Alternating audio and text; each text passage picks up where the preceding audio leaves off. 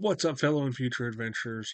Welcome back to Caveman Gaming. Thank you for tuning in to another question of the week. I apologize, it is coming in so late. This is now the fourth time I've tried to record this video because for some reason my audio doesn't like to work. So let's try this again, and hopefully we can get through it. So, a couple things before we dive into the question of the week. Just want to keep you guys updated.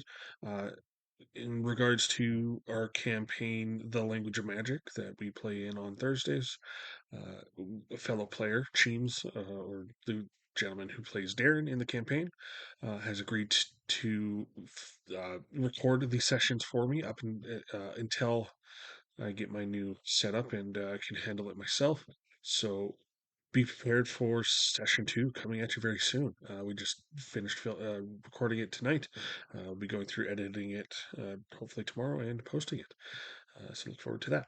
In regards to other fun things happening, last weekend I went over to the Arcane Table studio and did a little guest DM one shot. The one shot that I ran at the PopCon YXE, a little one shot that I like to call the Sea Devil's Sacrifice. A very fun one shot. Went very well for me. Go check it out on the Arcane Table channel. Link will be in the description. Okay, let's get into the question of the week. This week's question brought to you by me. It was my turn to ask in the DMU, so here's what I came up with. I asked, do you have a favorite monster type that you like to run? Or is there a particular type that you gravitate towards when you set up your campaigns, things you often like to use simply because you find the lore or the history interesting and fun, or simply because you find them fun to roleplay?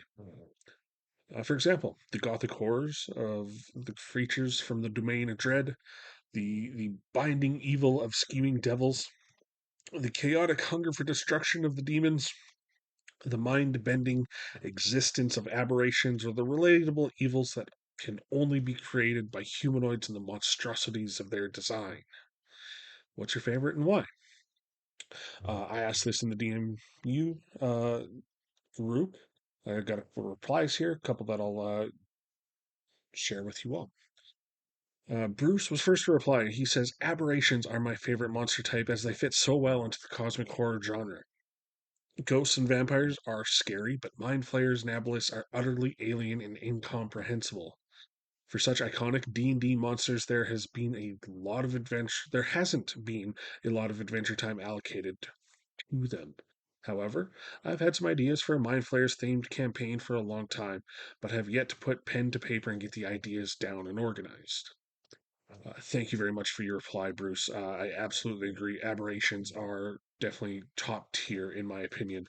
Uh, Very unique, especially even in its own genre, the cosmic horror. You can do so much with them, and I have been lucky enough to experience Mind Flayers as one of the main antagonists in a campaign that I was a part of recently. Was lucky enough to be a part of the Shattered Obelisk campaign with some online adventures. It was a lot of fun and definitely a unique take on on creatures, on bad guys, on your antagonists, and how to fight them in unique alien surroundings. Very fun, very worth checking out. Thanks again, Bruce. One other reply I got here that I'll share with you. Eric of the Arcane Table, the other Eric, says Kruthic is my go-to. I play them as the bugs from Starship Troopers. Just relentless waves of slashing, piercing, armored insects that just attack and run right past you. There are hatchlings, youth, adult, and hive lords and queens at your disposal, so a nice mix of variety and challenge rating. Dangerous up close, deadly from afar. Some have wings, allowing for flight, and all can burrow. If any of you guys here checked out my Monster Talks episode, my very first one on the Onkig, you know just how deadly and lethal burrowing creatures can be. He continues to say that the hive lords and queens are attracted to magical energies, so there are all kinds of MacGuffins you can use for plot. Absolutely love the answer here, Eric. I am not familiar with the Kruthic myself. They are not part of 5e. You did mention here that they come from the fourth edition Monster Manual, something I would love to look into at some point, but my goodness, I am busy with things recently and have never had the opportunity to partake in any fourth edition uh, readings myself. So thank you for the reply. Very unique answer to your favorite creature type. All right, well, let's get into my favorite creature type. There is a reason. The very first long-term campaign that I ever ran was Out of the Abyss. That is because I love demons. I love the idea of the demon lords, the demon queen, Lolth herself. Absolutely fearsome, chaotic, unpredictable alien creatures from the layers of the abyss. The endless layers, a prison for some gods that simply create chaotic, unpredictable evils. You can never trust a demon. You never know if it's going to help you, if it's going to hinder you, if it just wants to know what the marrow of your bones tastes like. Love the idea of just endless waves of demons pouring forth from the river Styx into the open plains of Avernus, the first layer of hell, fueling the ever long blood war that has been going on for millennia down in hell. Absolutely incredible stuff. Love the lore, love the chaotic energy. I love role playing demons because they can just be so out of their minds and unpredictable. I just love it. Love the unpredictability. That's probably my favorite part.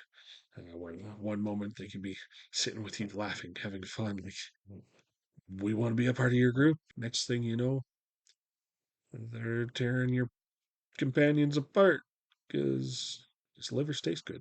Another big reason I really have a spot in my heart for demons. I really want to share this with you all.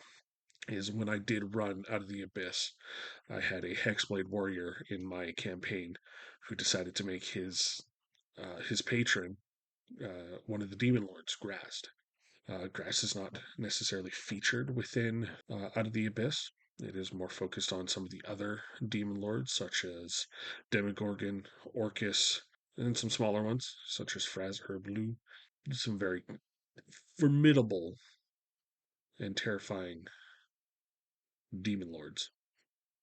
However, with this unique connection to my player character, I did introduce Grazd into the main plot.